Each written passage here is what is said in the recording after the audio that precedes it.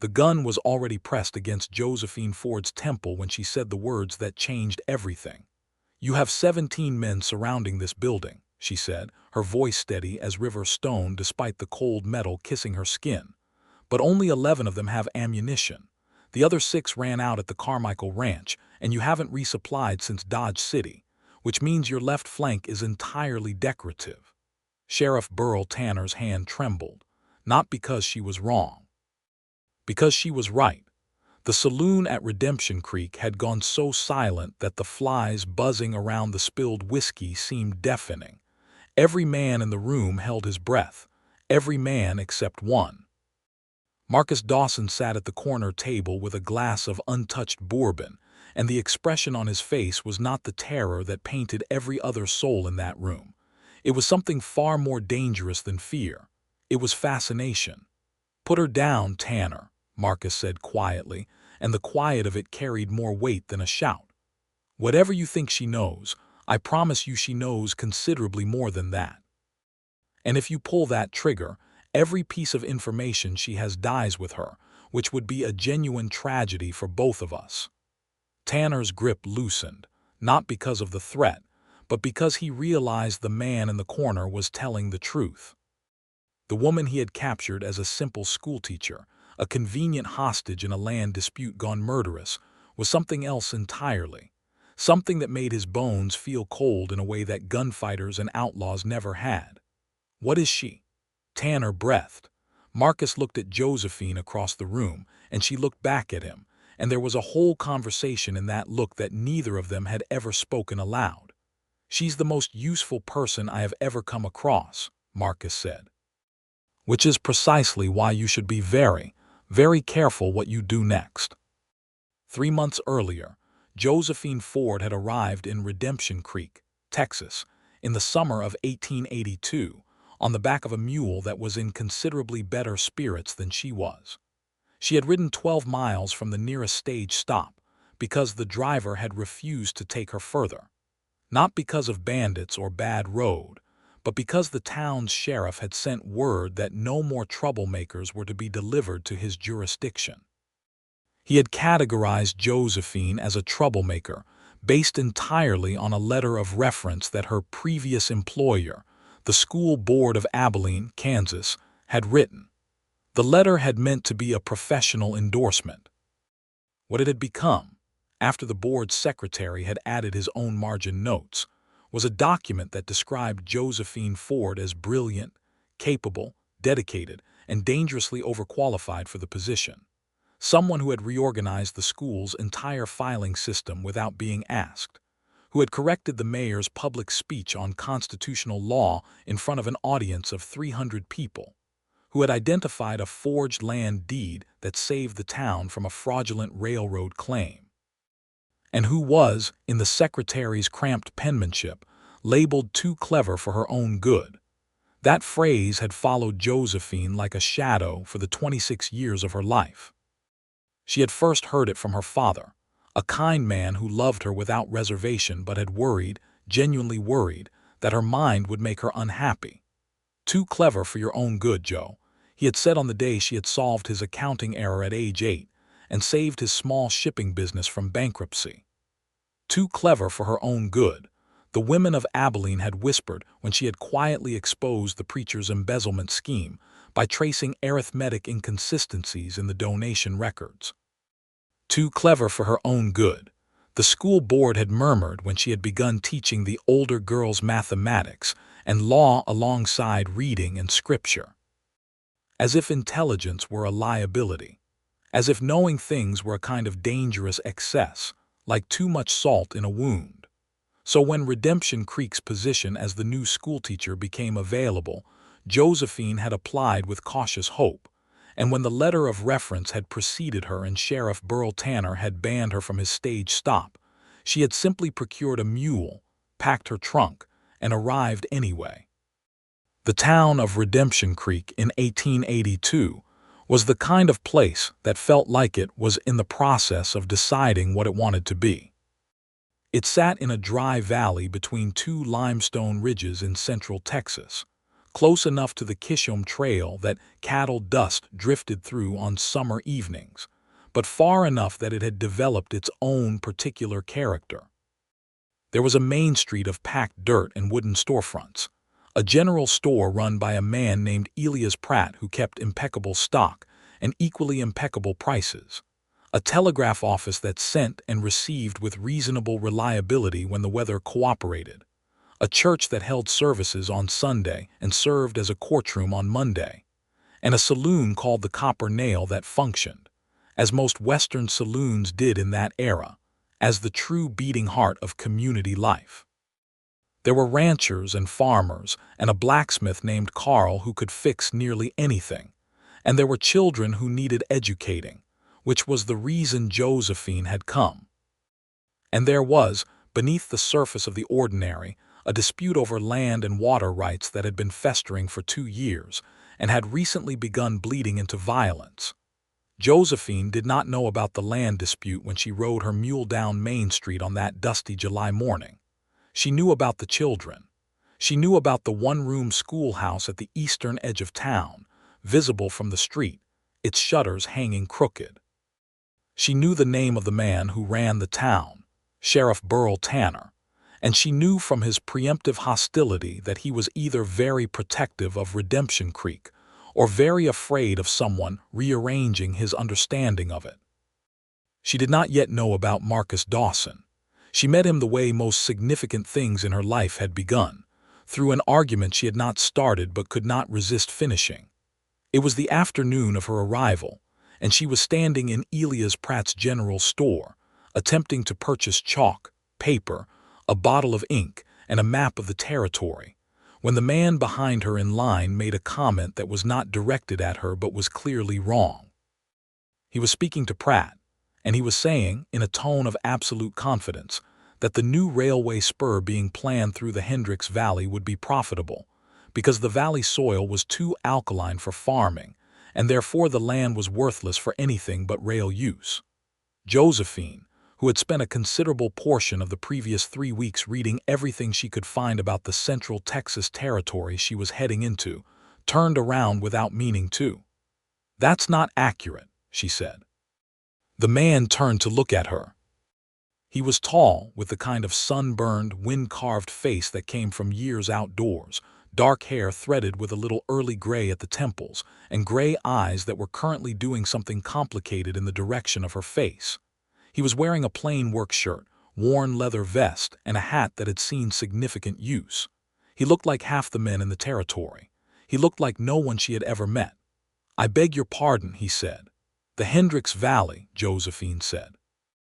The soil alkalinity argument was made in an 1879 survey commissioned by the Continental and Western Railroad, and it was specifically designed to depress land values so the railroad could acquire cheaply. Independent geological surveys from the same period, including one published in the Texas State Gazette in March of 1880, found the valley perfectly viable for grazing and with appropriate water management for limited dry farming. If someone is using the alkalinity claim to justify a rail acquisition, they are either unaware of the contradicting surveys or deliberately ignoring them. The general store was quiet. The man stared at her. "Which survey?" he said. "The Hendricks-Mortimer Survey of 1880, Josephine said. "Conducted by Dr. Aloysius Hendricks, for whom the valley is partly named, and his colleague, a Professor Mortimer from the Texas State Agricultural College. Copies are available through the State Land Office in Austin." The man held her gaze for a long moment. Then he said, very slowly, "How do you know that?" "I read," Josephine said, which was technically the whole truth and none of the complexity. His name, she learned shortly afterward when Elias Pratt made awkward introductions, was Marcus Dawson. He was 32 years old. He ran a cattle operation on the eastern edge of the valley, 3,000 acres that his father had homesteaded 20 years prior, and which he had expanded through a combination of hard work and careful management. He was also, as she would discover over the following days, deeply entangled in the land dispute that was quietly strangling Redemption Creek. The dispute was this. A man named Harland Kress, who had arrived in the territory 2 years prior with money, lawyers, and the kind of quiet menace that never showed up directly but always showed up in consequences, had been acquiring land throughout the valley using a combination of legitimate purchase, fraudulent deed filings, and pressure that stopped just short of what could be legally proven as coercion. Sheriff Burl Tanner, whether through corruption or fear or simple political calculation, had done nothing to stop it. Several smaller ranchers had already sold and left. One, a man named Collins, had refused to sell and had been found with his barn burned and his water source mysteriously contaminated. He had sold 2 weeks later. Marcus Dawson had not sold. Marcus Dawson had, in fact, hired a lawyer in Austin, filed 3 formal complaints with the Territorial Land Office, and written a letter to the Texas governor's office that had been received and filed, and apparently used to level one leg of an unsteady desk. He had not yet found the piece of the puzzle that would make any of it stick. Josephine learned all of this not in a single conversation, but in fragments, the way you learn the shape of something large by touching different parts of it in the dark. She learned some of it from the children she began teaching in the crooked-shuttered schoolhouse, who repeated things they had heard at dinner tables. She learned some from Elias Pratt, who was constitutionally incapable of not talking. She learned some from the 2 women who boarded at the same rooming house she had taken a room in, one of whom was a seamstress named Della, and the other a widow named Mrs. Carver, who had what Josephine could only describe as an encyclopedic intelligence for local drama. And she learned the rest from Marcus Dawson himself, because he came to find her 2 days after the general store, which she had not expected, with a question that was both practical and, she would later understand, an act of considerable trust. He found her at the schoolhouse in the late afternoon, when the children had gone home, and she was trying to fix the crooked shutter with a piece of borrowed twine and insufficient patience.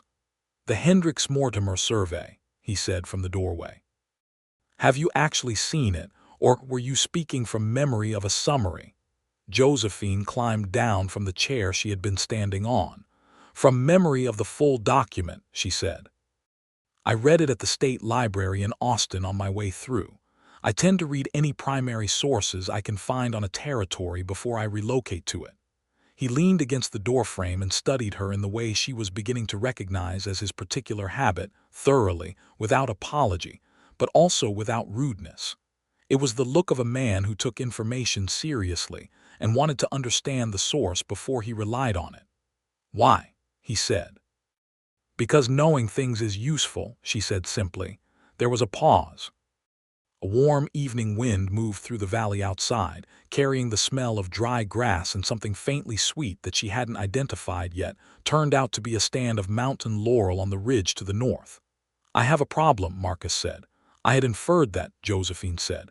"It involves land filings," he said, "and a man who is very good at making illegal things look legal." "Harland Kress," Josephine said. He straightened slightly. "How do you know that name?" "Mrs. Carver," Josephine said. "And 3 separate conversations with children, whose parents have sold their properties in the last 18 months. And the fact that Elias Pratt charges slightly different prices depending on whether the purchase is going to Kress's household or to yours, which suggests he is trying to maintain good standing with both parties in what he clearly understands is a conflict." Marcus was quiet for a moment that stretched long enough to be meaningful. "They said you were too clever for your own good," he said finally. Josephine felt the familiar bristle of that phrase, the small tightening in her chest that it always produced, that mixture of defiance and old hurt. "Yes," she said, "they generally do." Marcus looked at her steadily. "I said something different when Pratt told me you'd arrived. I said that sounded like the most useful quality I had come across in a very long time." The words landed on her like light through a crack in a dark room. She did not know what to do with them because no one had ever arranged those pieces in that order before. Not useful and troublesome. Not smart but difficult. Not impressive yet inconvenient. Just useful. purely and straightforwardly useful, as if her intelligence were a resource rather than an excess. She looked at him for a moment. "Tell me about the land filings," she said. "That was the beginning." They met at the schoolhouse every Tuesday and Thursday after the children left, because those were the days Marcus could be in town without raising suspicion, and because the schoolhouse was on the opposite end of the street from the Copper Nail, where Tanner's men spent their evenings. Josephine kept the meetings focused on the legal problem, or she tried to, because focused was the safe thing to be, and Marcus Dawson was increasingly and alarmingly difficult to feel safe around, not because he was dangerous, but because he was kind, and she had not prepared herself adequately for a man who was both competent and kind. She reviewed the land filings he had compiled, stacks of handwritten documents that he carried in a leather satchel worn soft from years of use. She cross-referenced them against what she remembered of Texas land law from her reading, and she was thorough enough that Marcus started bringing her new documents to read within the first week. The core problem, as she mapped it, was this. Cress had been filing deed transfers using a notarization stamp that bore the seal of a county clerk who had died in 1879. The dead man's seal had apparently been obtained or duplicated, and used to authenticate documents that appeared, on surface inspection, perfectly legal. Only a careful comparison of the actual clerk's death date against the filing dates of the documents revealed the impossibility. It was a small detail, the kind of detail that was easy to miss in the volume of paperwork that passed through a land office, the kind of detail that required someone to look at the specific dates and know, from external knowledge, that those dates were impossible. "The death date," Josephine said, on the Thursday of the second week, pointing at the margin of the document she had spread on the schoolroom's single large table. "Charles Whitmore, county clerk, Calhoun County, died of fever in August of 1879. This document is notarized with his seal dated March of 1880. This one is dated July of 1881. If you obtain his death certificate from the county records in Port Lavaca, which is where Calhoun County's records are kept, and cross-reference it against these filing dates, every transfer authenticated by his stamp after August of 1879 is fraudulent."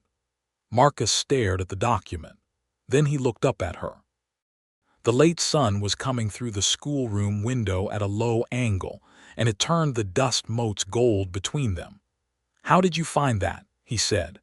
"The notary stamp has a slightly different weight of ink impression than the earlier filings," Josephine said. "Suggested it might be a copy, so I looked for the clerk's name in any records I could access, and Pratt's General Store keeps a collection of old territorial newspapers, and Whitmore's death notice was in the August 1879 edition of the Corpus Christi Caller." He sat back. He had a habit, she had noticed, of pressing his thumb and forefinger to the bridge of his nose when he was processing something significant. He did it now. "This could unwind everything he's done," Marcus said. "It could," Josephine said. "If you can get the death certificate and the original county filing records before Cress has any reason to suspect you found this. If he learns what you're looking for before you have the documentation in hand, those records could disappear. You think he has that kind of reach?" Josephine considered this carefully. "He has Sheriff Tanner. Tanner has deputies. The county seat is 60 miles away, but 60 miles is not very far for a message on a fast horse." Marcus was quiet for a moment. Outside, the evening sounds of the town drifted in, the distant clang of the blacksmith finishing his day, a child laughing somewhere down the street. "You're right," he said. "I need to move quickly and quietly. I need someone in Port Lavaca who can pull those records without word getting back here." "Do you have someone you trust at that distance?" Josephine asked. "My cousin Benjamin," Marcus said. "He runs a dry goods operation in Corpus Christi, 30 miles from Port Lavaca. He's dependable." "Then write to him," Josephine said. "Through the telegraph, not post. Post is too slow and too open. But code the message so that even if Tanner's man at the telegraph office reads it, he won't understand what's being requested." Marcus looked at her. "You know how to write a coded message." "I know how to write a letter that appears to be about dry goods and is actually about courthouse records," Josephine said. "It's not so different." For the first time in all of their meetings, Marcus Dawson smiled. It was not a large smile, more a quiet rearrangement of his face, a softening around the eyes and the corners of his mouth.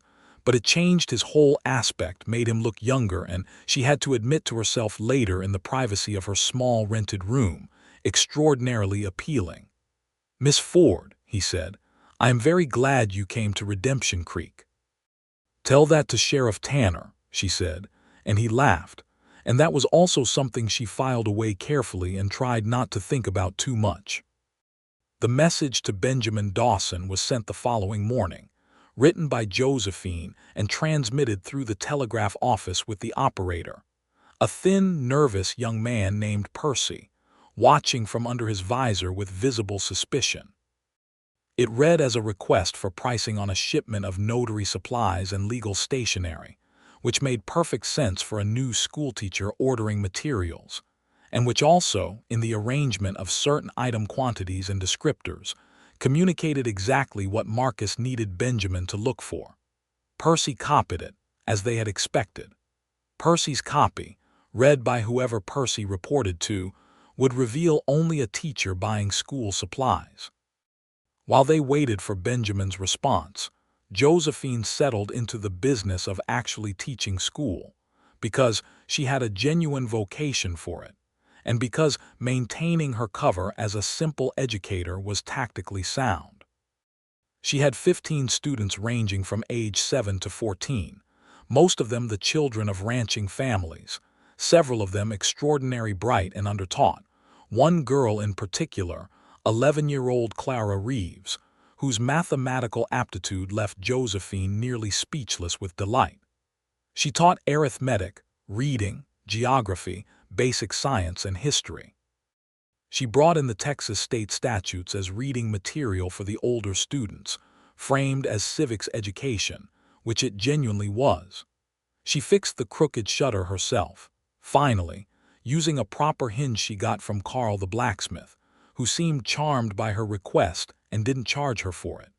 She ate dinner at the rooming house table with Della and Mrs. Carver, who had adopted a proprietary affection for her. She walked the perimeter of the town in the early morning before school, because she liked to understand the physical geography of any place she lived, where the roads led, where the high ground was, where there was cover, and where there wasn't. She did not see Marcus except at their Tuesday and Thursday meetings, and she told herself firmly that this was appropriate, because whatever was growing in the space between their conversations was not something she had time to think about.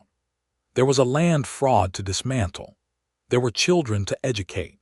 She was a school teacher and he was a rancher, and she had not come to Redemption Creek to fall in love. She had come because she had nowhere else to be and children needed teaching. She told herself this with great conviction, and it didn't help in the slightest. Marcus arrived at the Tuesday meeting of the third week looking like he hadn't slept. He had ridden in from the ranch before dawn, and his jaw was tight in the way she had come to recognize as meaning something had gone wrong. "Collins," he said, setting the leather satchel down. "The man who sold out after his barn burned. He came back. He's been staying at my place for the past 3 days.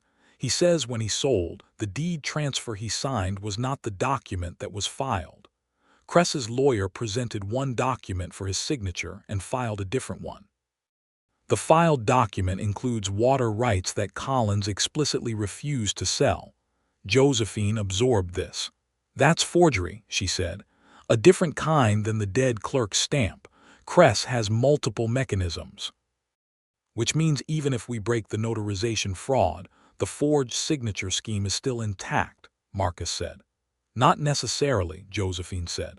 "If Collins will swear to an affidavit describing the discrepancy between what he signed and what was filed, and if he still has any copy of the original document he was shown, even notes he made about it, that's a direct testimony of forgery. It's harder to challenge than a documentary comparison alone." "He might testify," Marcus said. He's angry enough, but he's also scared. His family is in San Antonio now. He came back without them. Then we need Collins protected before any of this goes public, Josephine said. I know. He's safe at my ranch for now, but I can't hide a man indefinitely. Marcus sat down at one of the children's desks, which was slightly too small for him, and he looked for a moment genuinely tired. Not the tiredness of a sleepless night, but the deeper tiredness of someone who has been carrying something alone for too long. She recognized that specific exhaustion. She had carried her own version of it for years. How long have you been fighting this? She asked, more gently than she had intended. He looked up. Cress started buying land 2 years ago. I identified the pattern about 18 months back. I've been trying to fight it legally for over a year. He paused. My father built that ranch. He came here from Tennessee in 1860 with $40 and a mule that was in worse shape than yours. He built everything from nothing. I'm not going to let a man with a forged stamp take what he built. The raw simplicity of that, the way he said it without drama or performance, just plain truth, made Josephine's chest ache in a way she was not prepared for. We'll stop him, she said, and the certainty in her voice surprised even herself. Marcus looked at her with an expression that she couldn't fully interpret, something layered and complex and careful, like a man looking at something fragile that he wants to pick up but is afraid of damaging. Why are you helping me? He said quietly. You came here to teach school. This isn't your fight. Josephine considered the honest answer, which was complicated and involved things she wasn't ready to say. So she gave him the second honest answer, which was also true. Because what Cress is doing is wrong, she said. And because I spent my life being told that knowing things was a problem, and I am extremely tired of letting people who do wrong things count on the fact that most people don't know enough to stop them. Marcus held her gaze for a long, still moment. That's the most useful answer anyone has ever given me, he said. The message from Benjamin arrived on a Wednesday, which was unexpected and therefore alarming, because it arrived as a telegram addressed to Marcus at the general store, and the telegram read, in its plain text, simply that the requested stationery was available but the supply was limited, and he should arrange collection promptly. Limited supply meant the records were accessible. Promptly meant there was a reason not to delay. Marcus read it standing at Pratt's counter with his face carefully neutral, and then he walked to the schoolhouse at the end of the school day and told Josephine. Benjamin's found the death certificate, she said immediately, and probably the filing records. Limited supply means someone else may also be looking for them, which means Cress may already be aware. How fast can we move? Marcus said. You need to go to Port Lavaca yourself, Josephine said. With Collins, his testimony combined with the documentary evidence is far stronger than either alone. If you can get both to an attorney in Austin before Cress can interfere, you have a real case. Leaving Redemption Creek leaves you here alone, Marcus said. The fact that he said it without any self-consciousness, as if her safety were simply a relevant variable in his planning, made Josephine feel something warm and slightly precarious in her sternum. I'm a school teacher, she said. Tanner thinks I'm an annoyance at most. I'm not a threat to him without the documents. Tanner may not know about the documents yet, Marcus said, but if Benjamin's concerns are correct and Cress already suspects something, they'll look for the source of the pressure. You've been asking questions. Pratt talks. Percy at the telegraph office talks. He was right. She knew he was right. But she also knew that the alternative, delaying, gave Cress time to destroy what Benjamin had found. Go, she said. Take Collins. Get the documents to Austin. I will be very careful while you're gone. He looked at her for a long moment with that same layered expression, and she thought for a breathless second that he was going to say something that would change the careful structure of their professional arrangement. Instead he said, I'll be back in 12 days. If anything feels wrong, leave. Take Mrs. Carver and Della and leave. Don't wait for me. I'm not going anywhere, Josephine said. Joe, he said, and it was the first time he had used her shortened name, and it fell on her ears like a small earthquake. He stopped himself. He pressed his thumb and forefinger to the bridge of his nose. "Be careful," he said finally. "I will," she said. "You too." He left the following morning before dawn, taking Collins and two of his most trusted ranch hands, heading southeast toward the coast. The 7 days that followed were the most careful of Josephine's life. She taught school as normal. She ate her meals at the boarding house. She smiled pleasantly at everyone she encountered, including Sheriff Tanner when he passed her on the street, nodding to her with the particular wariness of a man who has not yet decided if someone is a threat. She was, in fact, gathering information the entire time. She had realized, in the days since Marcus's departure, that she had been building a picture of something larger than the land fraud. The fraud was Cress's mechanism, but it was not his only one. He also controlled the water distribution along the main creek that gave the town its name, Redemption Creek, through an informal agreement with the landowners on either side of the upper channel, agreements that were not filed but that functioned as effective monopolies. Any rancher whose water supply depended on the creek was vulnerable to Cress's goodwill, or lack of it. This was why Collins's water rights had been so important in his deed transfer. It was not just land Cress was collecting. It was leverage. She documented all of it in a small notebook she kept inside her copy of McGuffey's Fifth Eclectic Reader, which she carried everywhere she went without attracting comment because a schoolteacher carrying a textbook was unremarkable. On the 8th day, Percy the telegraph operator appeared at the school during lunch hour with a manner suggesting he was about to be sick. "Miss Ford," he said, twisting his hat in his hands, "I need to tell you something. I should have told you sooner. That message you sent, the one about stationery. I copied it and I passed the copy to Deputy Garrett because he told me I was supposed to pass along anything unusual, and miss, I'm truly sorry because I think I've caused a problem." Josephine was already standing and reaching for her notebook. "How long ago?" she said. 8 days ago, Percy said miserably. "Same day you sent it," which meant Cress had known from the start, which meant Marcus had walked into a situation that might have been prepared for him. She was already calculating. Marcus had been gone 8 days. If Cress had alerted someone in Port Lavica, they would have had 8 days to move against Benjamin, or against Marcus and Collins on the road. But Marcus had said 12 days for the round trip, and he had only been gone 8. If the documents were already obtained and they were on the road back, they might be all right, or they might be walking into something. She had no way to reach Marcus directly. A telegram to Benjamin might reveal too much, or might not reach him in time. She had one resource, information she had collected and not yet used. She took her notebook and walked directly to the copper nail. This was not a thing women of her station did in Redemption Creek in 1882, and she was aware of every eye in the saloon swinging toward her when she pushed through the batwing doors. She went to the bar and asked for Hector Moya, whose name Mrs. Carver had mentioned as the man in Redemption Creek who knew everything about everyone without ever appearing to seek it out, which was, in Josephine's experience, the most useful kind of person. Hector Moya was a Mexican man of about 50 with a gray-streaked mustache and the calm eyes of someone who had outlived several surprises.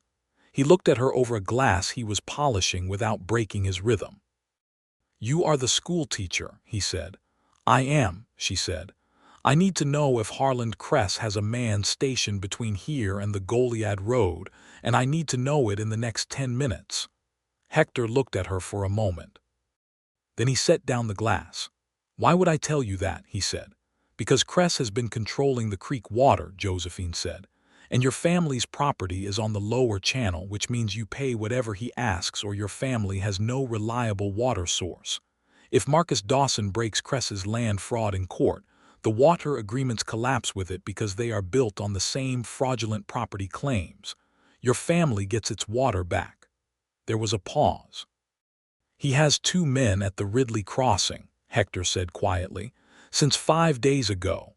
The Ridley Crossing was on the main road from the south. Marcus would come through it on his way back." Josephine said thank you and walked out. She had a plan assembled by the time she reached the street. It was not a perfect plan. Perfect plans required time she did not have. What she had was knowledge, specifically knowledge of the road system in the valley, which she had walked and memorized during her early morning reconnaissance in her first 2 weeks in Redemption Creek. There was an alternate road, rarely used, that bypassed the Ridley crossing by going up through the North Ridge and coming down into town from the east. It was longer by 3 miles and rougher, but it was passable. If she could get word to Marcus before he reached Ridley, he could divert. The problem was reaching him. He was somewhere on the road south, and she had no fast horse and no reliable messenger. She went back to Carl the blacksmith. Carl had a horse. Carl also, it turned out, had a bone-deep hatred of Harland Cress that he had never acted on because he had not known what action to take. When Josephine laid out what she knew in 2 minutes of rapid explanation, Carl did not hesitate. He saddled his own horse and was on the south road in 10 minutes, carrying a written note from Josephine that told Marcus to take the North Ridge route and why. She had now set in motion everything she could set in motion, and the remaining variable was whether Carl would reach Marcus in time. She went back to the schoolhouse and sat down and thought very carefully about what to do if Carl didn't reach him. Tanner found her there an hour later. He came with 2 deputies, and a manner that had moved well past wariness into something colder and more decided. He said she was being asked to come to the sheriff's office for questioning about correspondence with outside parties concerning legal matters that were the jurisdiction of his office. Josephine said that she would be happy to answer any questions in a public setting and suggested the copper nail, which would ensure an audience. Tanner did not want an audience. He took her arm. She went because struggling would have been tactically pointless, and because she was still thinking through the geometry of the situation and found, unexpectedly, that being inside the sheriff's office gave her certain information she hadn't had before, including the fact that Deputy Garrett was not present, which meant he was likely at the Ridley crossing. Tanner questioned her for 2 hours. She answered everything truthfully because the truth was not, at this stage, incriminating for her. She was a schoolteacher who had sent a message about stationery. She had had conversations with a rancher about land law as a matter of civic interest. She had done nothing illegal. Tanner knew he had nothing on her. She knew it too. The interrogation was about fear, about making her uncertain enough to stop. She was not uncertain. She was cataloging. He released her at sundown. She walked back to the boarding house, ate dinner with a composure that astonished Della and clearly moved Mrs. Carver to a kind of admiring concern, and then lay in her small bed and stared at the ceiling and thought about Marcus, somewhere on a road in Texas, with men waiting for him. She thought about the way he had said her name, just Joe, as if he had forgotten to be formal and then stopped himself. She thought about the expression in his gray eyes when she had told him why she was helping, the look that was careful and layered, and something underneath both of those things that she hadn't let herself name. She thought, with a clarity that felt like stepping off a porch into empty air, that she was in love with Marcus Dawson. She had suspected it for some time. She had not let herself confirm it because confirmation would mean she had to do something with the knowledge, and there had been no time, no room, no safety in which to be in love. But in the dark, with everything in motion and nothing more she could do, the truth of it arrived and sat in her chest with the warm, unhurried certainty of something that had been true for a while and was only now being properly acknowledged. She fell asleep thinking about gray eyes and the smell of his leather satchel, and the way he had said, without any artifice, that she was the most useful quality he had come across, as if her mind were a treasure rather than a problem. Carl found Marcus 12 miles south of Ridley crossing at midday, which gave Marcus enough time to divert north with Collins and the documents and arrive in Redemption Creek by evening, coming in from the east side of town as the sun dropped behind the western ridge. Josephine did not know this. She was in her schoolhouse the next morning preparing lessons when she heard boots on the wooden step and looked up, and Marcus was in the doorway. He looked tired and dust-caked and completely unharmed, and she felt every muscle in her body release a tension she hadn't fully known was there. "You got the documents," she said, because it was the right first thing to say. "We got everything," he said. "The death certificate, 3 years of filing records, and Collins's sworn affidavit witnessed by 2 independent parties in Corpus Christi." Benjamin came through. He paused. He was looking at her with that layered look again, only now there was something less careful about it, as if the past 12 days had eroded some of his restraint. "Your note probably saved our lives. Carl reached us with an hour to spare." "It wasn't difficult to deduce," Josephine said, which was true and also completely beside the point. "Joe," he said. "Yes," she said very quietly. "I thought about you the entire way there and the entire way back," he said. "I told myself it was because you were the key to the case," which was true. "And I told myself it was because I was worried about leaving you here," which was also true. He stopped. He was still in the doorway, as if he had not yet decided if he had permission to come further in. "I don't think those are the only reasons." Josephine folded her hands on the table in front of her and looked at him steadily, because steadiness was what she was good at, even when everything inside her was moving. "No," she said, "I don't think they are." He crossed the room then, and she stood, and he was very close, and he said, "I would very much like to kiss you, Miss Ford, if you have no objection." "Josephine," she corrected, "and I have no objection whatsoever." He kissed her with the same directness and care that characterized everything else about him. No performance, no hesitation once decided, just his hands warm on either side of her face and his mouth gentle and searching and certain, and the morning light through the schoolroom windows and the smell of chalk dust and leather, and Josephine Ford, who had been told her whole life that she was too much, finally understanding what it felt like to be exactly enough. She pulled back after a moment because the children would be arriving within the hour. "We still have a fraud case to dismantle," she said, slightly breathless. "We do," Marcus agreed. He was still holding her face in his hands. He did not seem in any hurry to let go. "The documents need to go to Austin as fast as possible," she said. "I'm sending Benjamin directly from Corpus Christi," Marcus said. "He left 2 days ago with certified copies. We kept the originals here. I have them at the ranch." Josephine processed this. "He went ahead without waiting for you." "I sent him ahead from Goliad," Marcus said. "I didn't want to risk the originals and the copies being in the same place on the same road." She absorbed this. It was exactly the right tactical decision. He had divided the risk without anyone telling him to. "That was very clever," she said. He smiled. "I have a useful collaborator," he said. Everything moved quickly after that because it had to.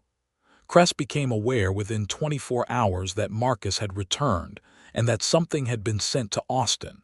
He moved in the way powerful men move when they realize the ground is shifting beneath them, with sudden and concentrated force.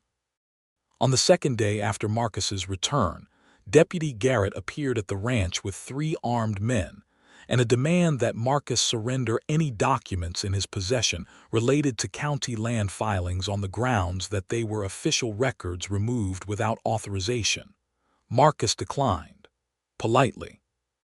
He also showed Garrett a letter he had obtained in Corpus Christi from a Texas Ranger named Captain Deakins, who had been independently informed of the fraud by Benjamin and who had taken a professional interest.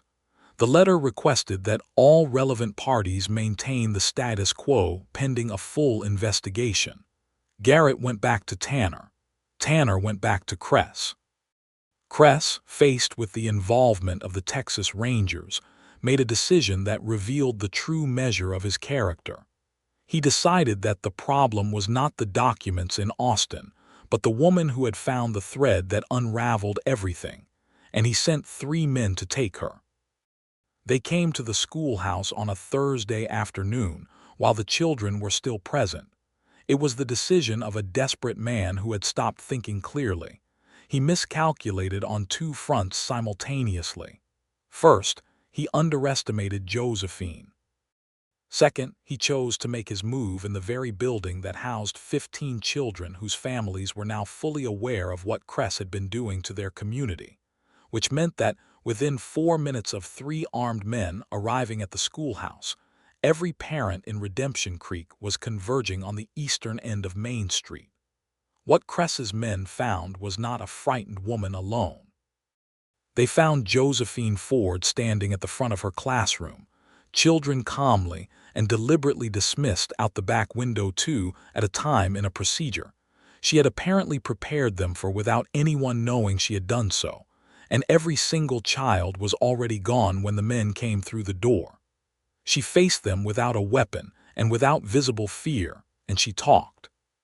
She talked with the same measured precision that she brought to everything, telling them, clearly and specifically, what the Texas Rangers now knew, what had already been sent to Austin, what would happen to any man who laid hands on a federal witness in a documented fraud case, and why the 3 of them specifically, given that she knew their names and had included them in a written deposition she had prepared the previous day, would find themselves individually named in any criminal proceedings.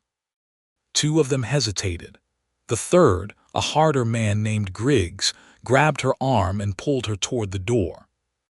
And that was when they brought her to the copper nail, because Griggs had decided Tanner needed to handle this directly, and the copper nail was where Tanner was, and that was how Josephine Ford ended up with a gun at her temple in front of every citizen of Redemption Creek, which was where the story began. Sheriff Burl Tanner with his gun at her head, and Marcus Dawson in the corner with his untouched bourbon and his gray eyes full of something that was not fear. Tanner was not a fundamentally evil man, and Josephine knew this, which was why she kept talking. He was a frightened man who had made too many bad choices and was now at the edge of a cliff with no good options. The gun at her head was not calculation, it was panic. "You already know about the Rangers," she said, keeping her voice level. "Captain Deakins is in Corpus Christi. The documents are in Austin. Whatever you do to me does not change those facts." "It buys time," Tanner said. "For what?" Josephine asked. "Cress won't save you. The moment this becomes a violence charge, he will separate himself from you entirely. You are an obstacle to him right now, not an asset. The moment your name appears on a wire to Austin connected to the assault of a federal witness, Cress will be the first person to confirm he gave you no such order." Tanner's breathing was audible. "You have a path out of this," Josephine said quietly. "You can put down that gun and turn evidence on Cress. You know things we don't have documented yet. Your testimony combined with what we already have would be enough. You would face consequences, but they would be manageable ones. Cooperation changes the mathematics significantly." From the corner, Marcus said nothing. He watched her work with the expression of a man witnessing something remarkable.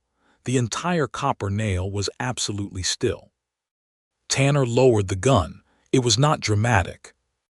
It was a slow lowering, like something going out of him, and then the gun was at his side and his face looked like a man who had just set down something very heavy that he had been carrying for too long. "I want it in writing," he said. "Cooperation in exchange for consideration." "I'll write it myself," Josephine said. "Right now." Pratt had paper behind the bar. She wrote the agreement in neat, clear script, naming the terms she could offer, acknowledging those that were for the court to determine, and being scrupulously honest about both. She had no legal authority to make binding promises. She said so clearly. What she could do was ensure that Tanner's decision to cooperate was documented and presented alongside whatever charges were brought. Tanner signed it. His deputies, both of whom had been watching their sheriff with the expression of men reconsidering their career choices, signed as witnesses. Griggs was already gone. He had slipped out during Josephine's speech, which was notable but not surprising, and would be caught 3 weeks later in San Antonio. The next hour was loud and complicated, because once Tanner stood down, every stored grievance in Redemption Creek began expressing itself at once. Men who had been afraid to speak found themselves speaking. Women who had watched their neighbors driven off their land stood up and said clearly what they had seen.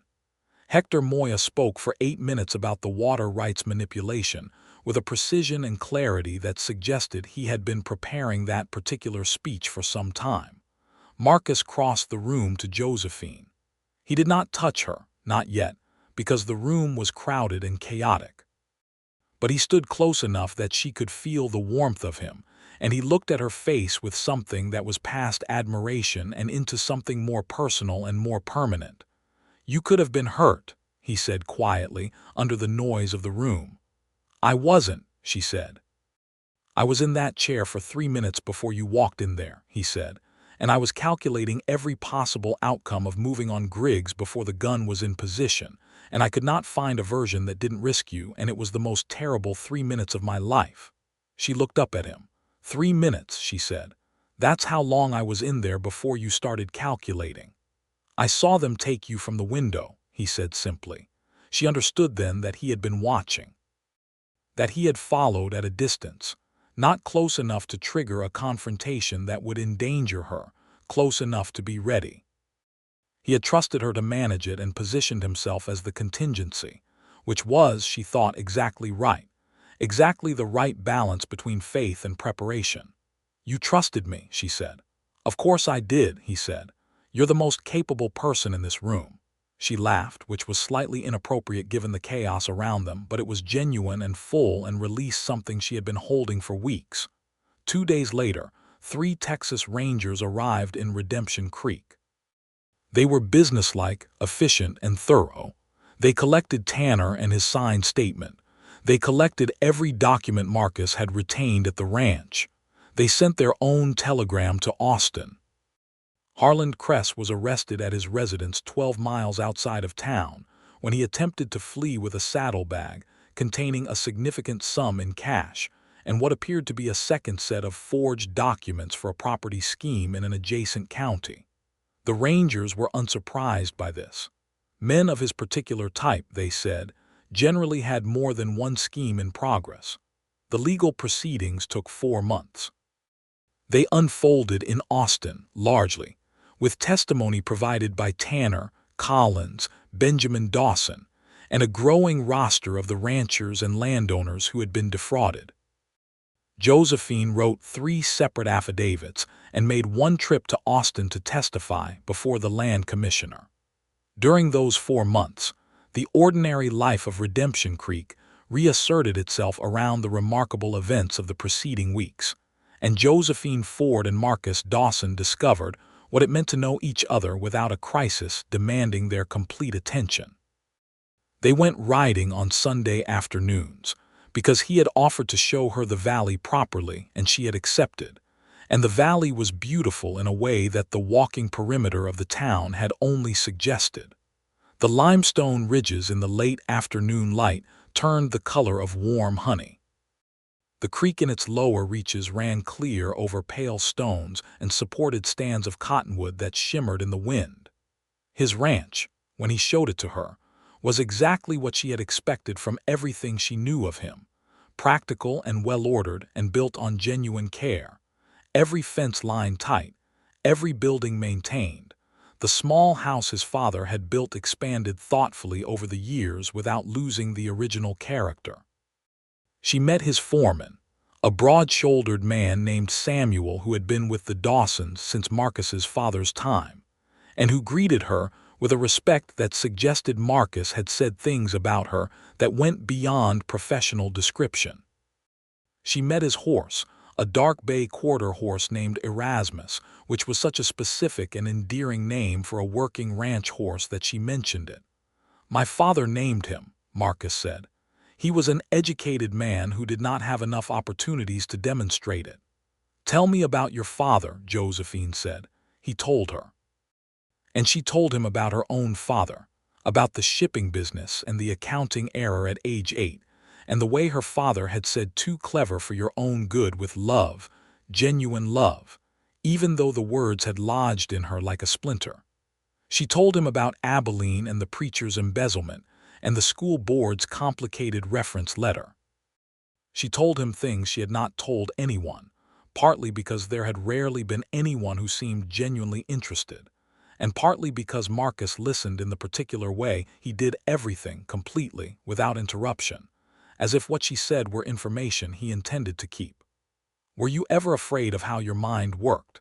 she asked him one evening, sitting on the porch of his ranch house as the sun went down and the first stars appeared over the eastern ridge.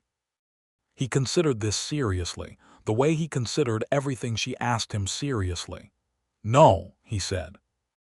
"But I watched my father be afraid of things he didn't understand, and I decided early that not understanding something was a problem with information, not with the thing itself. If something was confusing, I needed to know more about it. That's all." "That's a very sensible approach," Josephine said. "You're the sensible one," he said. "I'm just stubborn enough not to give up." She looked at him in the evening light. He was watching the stars come in over the ridge, and his profile was the kind of thing she wanted to memorize carefully and keep. She thought about all the ways she had been told her mind was too much, about all the years of apologizing for knowing things, about the careful smallness she had maintained to avoid alarming people who found her alarming. She did not feel the need to be small here. She had not felt that need once since arriving in Redemption Creek, not specifically because of the crisis that had demanded her full capabilities, but because of the man sitting beside her who had looked at the description of her and said that sounded like the most useful quality he had come across. "Marcus," she said. "Yes," he said, still looking at the stars. "I love you," she said. He turned to look at her.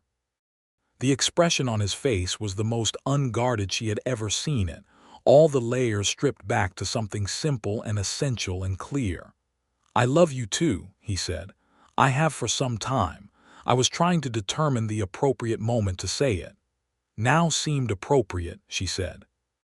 "Now is perfect," he agreed, and reached over and took her hand, and they sat like that in the warm Texas evening with the stars coming out above the limestone ridge and the horses moving quietly in the pasture below.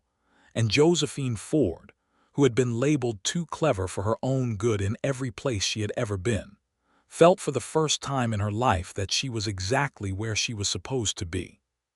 He proposed in October formally, with a ring that had been his mother's, a small gold band with a garnet that had come from Tennessee in 1860 in his father's coat pocket. He proposed in the schoolhouse, where they had first begun to trust each other, standing among the small desks and the smell of chalk in the afternoon quiet. She said yes before he finished the sentence, which made him laugh, and then he kissed her with considerably more certainty than the first time, and she was fairly sure young Clara Reeves saw through the window but chose not to care about it.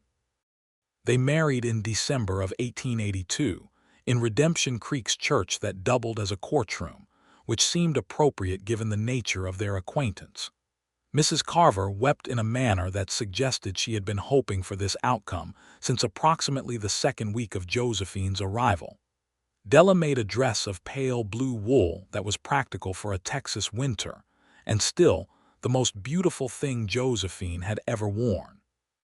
Elias Pratt attended and gave them a set of cast-iron cookware as a wedding gift, which was exactly right. Hector Moya attended and said nothing at the reception, but pressed Marcus's hand for a long moment that communicated more than words. Carl the blacksmith gave a toast that was 2 sentences long and entirely accurate. "She's the smartest person I've ever met and he's the best man I know. They deserve each other." Marcus's cousin Benjamin came up from Corpus Christi for the wedding and immediately fell into a 2-hour conversation with Josephine about the development of Texas land law that she found genuinely delightful, which Benjamin said later was the moment he understood exactly why Marcus had the look he had when he talked about her. The legal proceedings concluded in January of 1883. Harland Kress was convicted on 12 counts of fraud and 2 of forgery, and sentenced to 15 years in the Texas State Penitentiary. Burl Tanner, in consequence of his cooperation, received a reduced sentence, 1 year's probation and permanent removal from his position, which he accepted with the expression of a man who had expected worse and was privately relieved. The fraudulent land transfers were invalidated by court order, and the affected properties were returned to their original owners or their estates. Collins came back from San Antonio with his family and rebuilt his barn. The water rights to Redemption Creek were re-established as common use, which meant Hector Moya's family and 12 other downstream properties had reliable water again. Redemption Creek in the spring of 1883 was quieter than it had been in 2 years, and in the particular way that quiet follows the resolution of something long and heavy, the quiet felt like relief. Josephine continued to teach. She had grown to love her 15 students with the fierce particular love of a teacher who sees what each child carries and what they might become, and she was not ready to leave that. The crooked shutter had been replaced entirely, and there were 3 new desks that Carl had built, and she had petitioned successfully for a small library fund through the county school board, which had been unexpectedly cooperative once certain former officials were no longer in place. Marcus expanded his cattle operation carefully and with characteristic thoughtfulness, acquiring 2 adjacent parcels from families who were selling legitimately and for fair market value. He employed 6 men year-round and more during roundup season, and ran his operation with the same methodical care he brought to everything, paying fair wages at a time when this was not universal, maintaining good water management practices, keeping his fences and his accounts both in good order. They settled into the particular rhythm of a life built by 2 people who were genuinely suited to each other, which did not mean it was always easy, but meant that the difficult parts were navigable because they were facing the same direction when they encountered them. Josephine discovered that Marcus had a habit of doing his thinking out loud that she found partly charming and partly fascinating, because his thought process was so different from her own rapid internal calculation, more linear where hers was radial, moving from point to point where she moved from center to circumference, and the combination of the 2 ways of approaching a problem consistently produced better solutions than either alone. He discovered that she had a secret gift for imitation that she deployed exclusively in private, mimicking the voice and mannerisms of people they encountered, which made him laugh in a way that she collected and kept. They disagreed, sometimes significantly, about practical decisions, the use of credit to expand operations, how much reserve to maintain against a bad season, whether the new schoolhouse proposal should include a second classroom or wait. They disagreed with the same directness they brought to everything else, laying out their reasoning, listening to each other's, and arriving at positions that reflected both of them. He never once told her she was too clever for her own good. He did occasionally say, with dry affection, that she was showing off, but always in a tone that made it clear showing off was not a problem but a pleasure. In February of 1884, 14 months after their wedding, Josephine told him she was expecting. She told him in the kitchen of the ranch house on a morning when the north wind was driving sleet against the window, and the house was warm and bright with the wood stove's heat.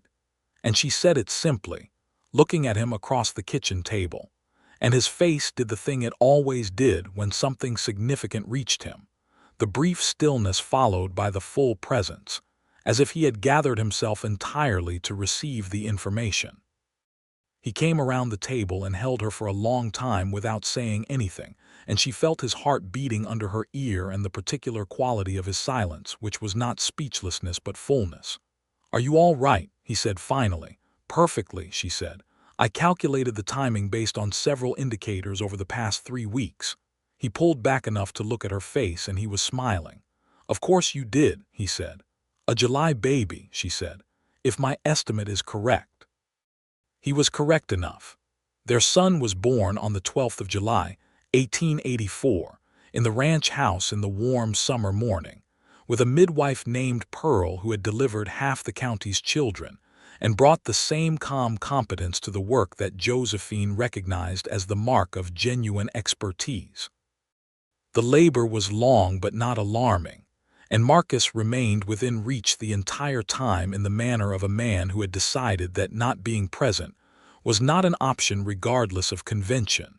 Sitting outside the bedroom door and being handed reports by Pearl with the focused attention he brought to any problem he could not solve himself. Their son arrived healthy and loud and wrinkled, and they named him Robert James Dawson, Robert for Marcus's father and James for Josephine's. Marcus held his son for the first time with the same thoroughness and care he held everything that mattered completely, as if the child were something he intended to understand, and he looked up at Josephine over the baby's head with an expression so raw and open that she reached out and touched his face. "He has your nose," she told him. "He has your chin," Marcus said. "He has both our stubbornness," she said. "God help us," Marcus said, and she laughed, and the baby startled at the sound and made a small noise of protest, and the morning light came through the window of the room where they had made their life and fell on all three of them. Clara Reeves, who was 14 now and had absorbed everything Josephine could teach her and several things she had worked out independently, was the first student from the school to come visit the baby.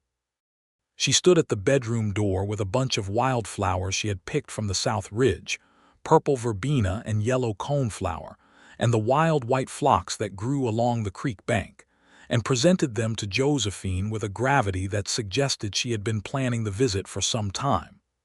"He looks like he's thinking about something," Clara said, studying the baby with scientific interest. "He is," Josephine said. "He is thinking about milk and warmth and the relative comfort of being here versus where he was before. Very sensible priorities," Clara grinned. "Miss Ford, ma'am, Mrs. Dawson, will you still teach us when you come back?" "Every Tuesday through Friday," Josephine said. "And we are going to start geometry in September, which I think you in particular will enjoy enormously." Clara's eyes lit up in the particular way that was its own kind of reward, and Josephine felt the dual warmth of motherhood and vocation sitting comfortably side by side in her chest, neither one diminishing the other. The spring of 1885 brought two things to Redemption Creek. The first was a railroad survey team, assessing the Hendricks Valley route with the corrected geological data that Josephine had, in a sense, set in motion by correcting a stranger in a general store 3 years prior. The railroad would not come through for another 4 years, but the survey brought economic attention to the valley, and with it, a small wave of new settlement, new families, new children for the school. The second thing was a letter from the Texas State Board of Education, addressed to Mrs. Josephine Dawson, inquiring whether she would be willing to serve on a newly formed committee to develop standardized curriculum guidelines for rural schools in the state of Texas. She took the letter to Marcus on the evening it arrived, and he read it and then looked at her with the particular look that meant he had already calculated the answer and was curious whether she had arrived at the same one. "Yes," he said. "It would mean trips to Austin," she said. "Quarterly, probably." "I know," he said, "and correspondence time which would eat into evenings." "I know," he said, "and potentially some adjustment to the school schedule." "Josephine," he said, setting the letter down and looking at her directly, "say yes." "I was going to say yes," she said.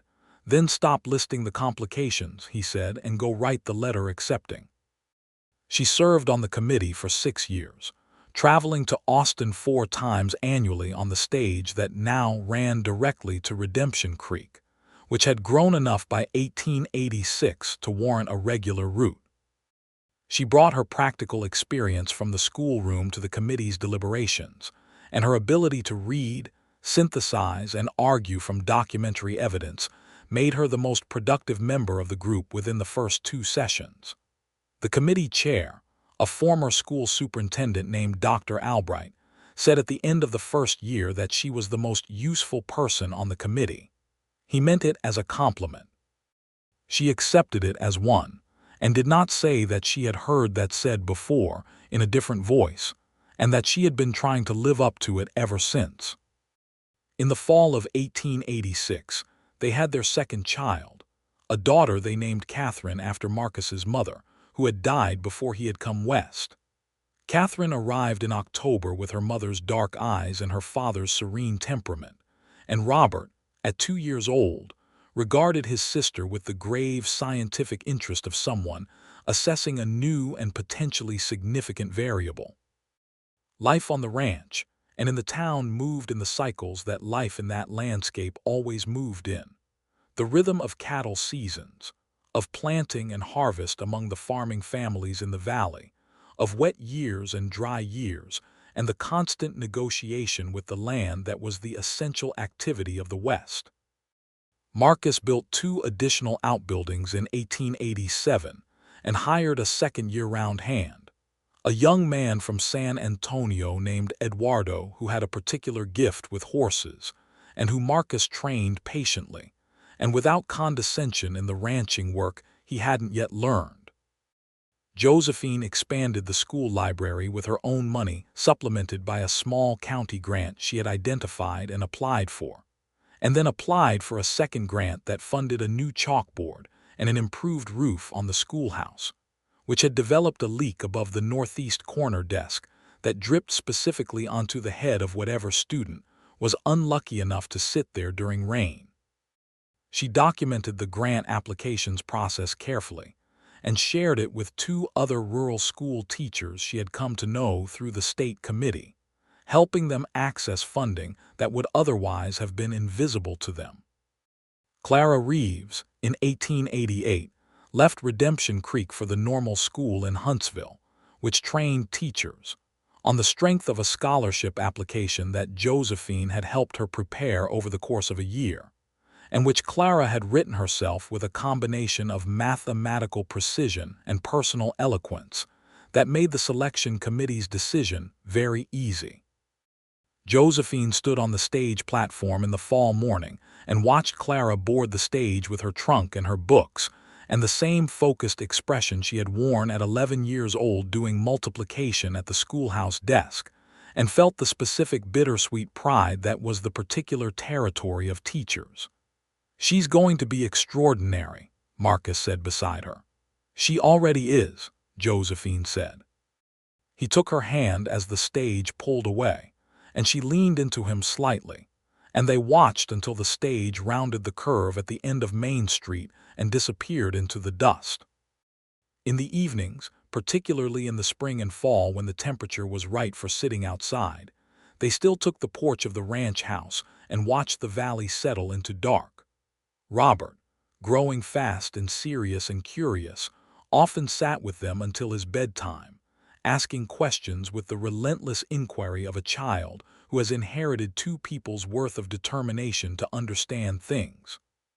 Catherine, at 2 and then 3, divided her time between her father's lap and her own independent investigations of everything within her reach.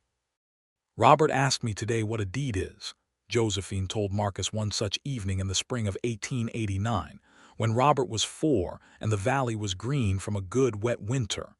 "I explained property law for 20 minutes and he listened to every word." "He takes after his mother," Marcus said. "He asked very specific follow-up questions," Josephine said. "He wanted to know how you prove something belongs to you and what happens if someone says it doesn't." Marcus was quiet for a moment. "He's 4. He's 4 and he's thinking about epistemology and property rights," Josephine said. "He's definitely yours," Marcus said. She looked at him in the evening light. He was smiling, and his eyes held the particular warmth they always held when he looked at her now, 7 years on from the morning in the general store, so familiar and so consistently present that she sometimes caught herself wondering with genuine amazement how she had lived so many years without that warmth in her daily life. "I was thinking," she said. "Always a significant statement in this house," he said. "I was thinking about the phrase," she said. "Too clever for your own good." He waited. "It used to make me feel like a problem," she said. "Like I was excess.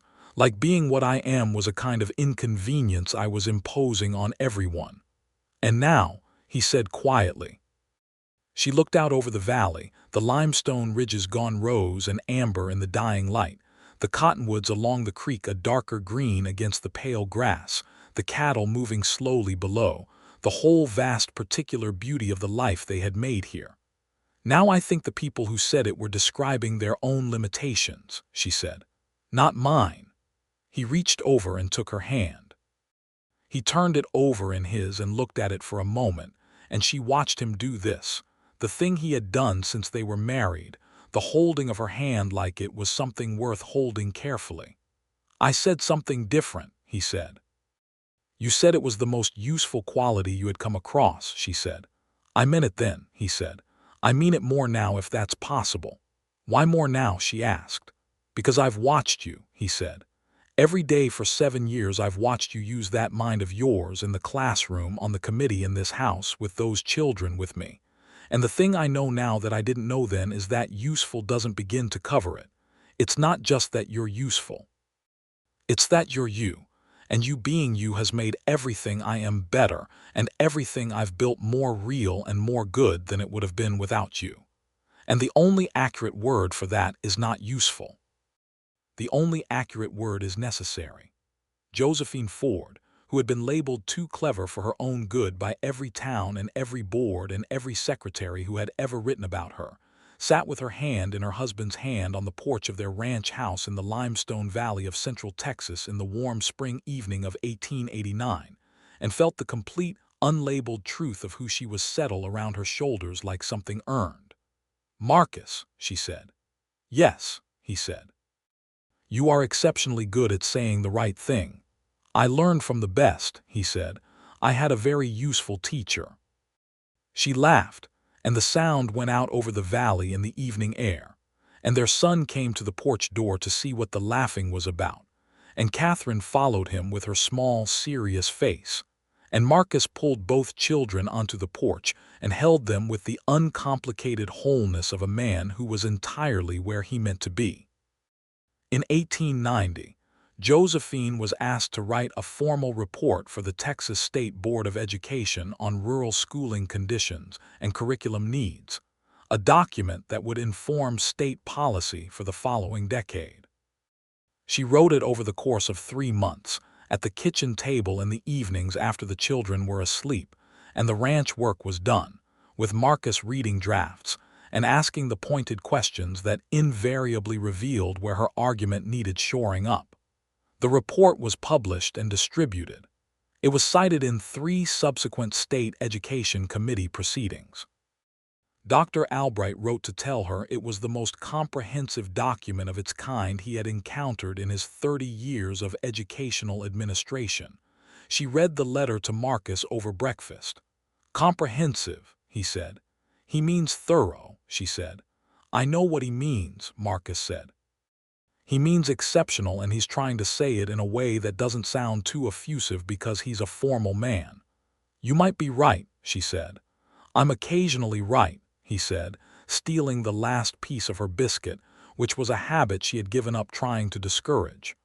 Not as often as you, but occasionally.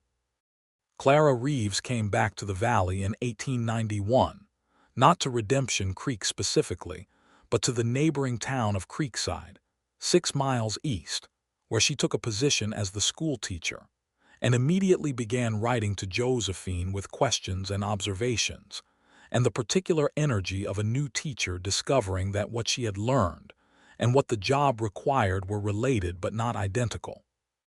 Josephine wrote back long, detailed letters and visited once a month, and the 2 women built a friendship that was rooted in the original relationship, but had grown into something between equals, which was exactly as it should be. In the winter of 1892, Josephine realized she was expecting again. She told Marcus in the same kitchen on another cold morning, with the wood stove and the sleet and the particular warm domesticity of their life around them, and his reaction was the same as the first time, the stillness and the fullness and the coming around the table to hold her. A winter baby, she said. March, I think. Robert will be very official about it, Marcus said. He'll want to establish procedures. Catherine will be very interested in what color the baby is, Josephine said. Both good qualities, Marcus said. Robert from you, Catherine from you, everything from you. That is not biologically accurate, Josephine said. I'm speaking emotionally, not biologically, he said, and kissed her forehead in the way he had, warm and deliberate, as if it were something he had decided to do and was doing completely.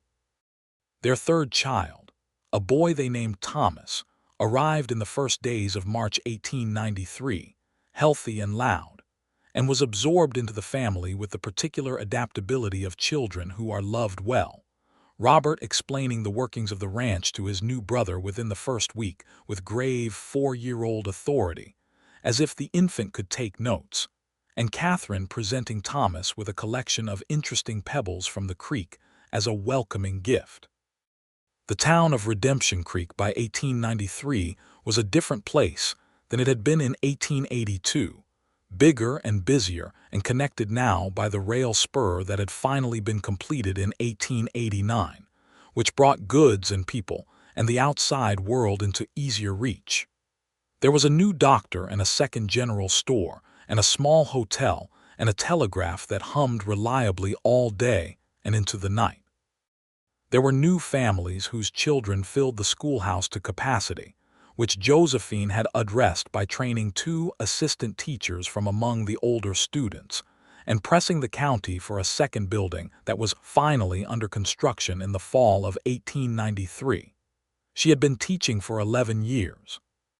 She intended to teach for considerably more. Marcus, at 43, was a rancher of reputation throughout the valley and beyond, known for straight dealing and good cattle, and the kind of quiet fairness that drew people to want to work for him. He and Josephine were known together as a unit, paired in the way of people who have become genuinely inseparable in spirit if not always in physical proximity, the rancher and the schoolteacher, the pragmatist and the scholar, the steady and the brilliant, though those who knew them well knew that the categories were not so clean, that she was steadier than she appeared, and he was considerably more thoughtful than the working rancher exterior suggested. They were known for something else too. In the valley that had been nearly destroyed by one man's greed and saved by 2 people's combined capability and courage, they were known as the pair who had done that. It was never said dramatically. In the way of that time and place, it was acknowledged plainly, with the respect that practical people give to practical accomplishment. Hector Moya's family irrigated freely from the creek each summer without payment or negotiation. Collins had rebuilt and expanded, and his son was now doing most of the running of the operation. The valley was producing cattle and some dry farming crops and feeding families, which was what it had been for before anyone tried to own it wrongly. On a Sunday morning in the spring of 1895, Josephine walked the perimeter of the town as she still occasionally did, older habit from older caution, out of practice now but pleasant as a walk, the town grown enough that the perimeter took longer than it once had. She walked past the schoolhouse, shutters both straight and solid, past Carl's blacksmith shop where Carl's son now did most of the work, past Pratt's general store, past the copper nail where a different man ran things now, and where the batwing doors still swung in the morning breeze. Past the place where Marcus had first looked at her across the general store with that serious, data-gathering gaze. Past the telegraph office where Percy had copied her message, and then come to her with his conscience doing its belated work. She walked all the way around and came back to where she had started, which was the front gate of the property where their house in town stood, the modest frame house they maintained for the school weeks, their primary home still being the ranch, and she stood at the gate in the warm spring morning and looked at the town she had come to without permission and found without expecting to. Marcus came out the front door with 2 cups of coffee and a look that suggested he had watched her walking and waited for her to come back. She took the coffee. They stood at the gate in the mild sun. "You're thinking," he said. "I'm usually thinking," she said. "You're thinking about something specific," he said. She was. She had been thinking, walking, about the word that Dr. Albright always used and that Marcus had used in the beginning and that had followed her in various forms through all the years of her life. Useful.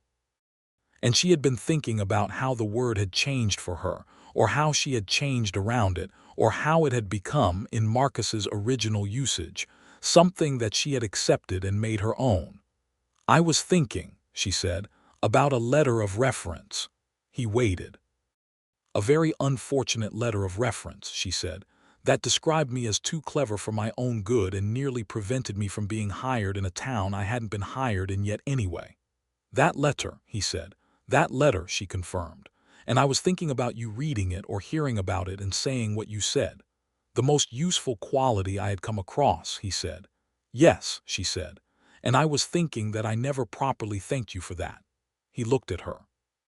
The morning light was on his face, and his gray eyes were the same eyes they had always been, attentive and direct and carrying the accumulated warmth of 13 years of knowing her. You don't need to thank me for telling the truth, he said. I know, she said, but I want to. Because the thing is, Marcus, I had been told my whole life that the thing I was most entirely was the thing least welcome about me. And you were the first person who looked at it and said, no, actually, that is the best part. And I need you to know that I understand what that was, what that particular piece of recognition was worth, and I am grateful for it every day. He took the coffee cup gently out of her hand, set both cups on the fence post, and cupped her face in his hands in the way he had on that first afternoon in the schoolhouse, and he looked at her for a long moment with everything 13 years had put in his eyes. Josephine Ford Dawson, he said. The most useful, formidable, brilliant, necessary person I have ever known. You walked into a general store with a mule and a reference letter, and you saved my ranch and my family's legacy, and several of my neighbors' lives, and you have taught 100 children and shaped Texas education policy, and made 3 remarkable children with me, and you have been the great good luck and purpose of my life. You don't thank me. You just keep being exactly what you are. The spring morning was very quiet around them, just the town waking up at its own rhythm, and the birds in the cottonwood along the creek, and the coffee going cold on the fence post. She kissed him right there on the street in front of anyone who happened to look, which by the standards of Redemption Creek in 1895 was perhaps slightly improper, and she did not mind at all, and neither did he. When she pulled back, he was smiling, that quiet rearrangement of his face that she had collected and kept for 13 years and intended to keep for every year remaining to them. Our coffee is cold, he said. I'll make more, she said. I'll help, he said. They went inside together into the warm house where their children were beginning to stir upstairs, into the ordinary, extraordinary life they had built in a limestone valley in central Texas out of land fraud and coded telegrams and a mule, and a misread letter of reference and the recognition, offered by one man to one woman in a moment of plain truth, that too clever for your own good was not a warning at all. It was a promise. And Josephine Ford had kept it and would keep it still.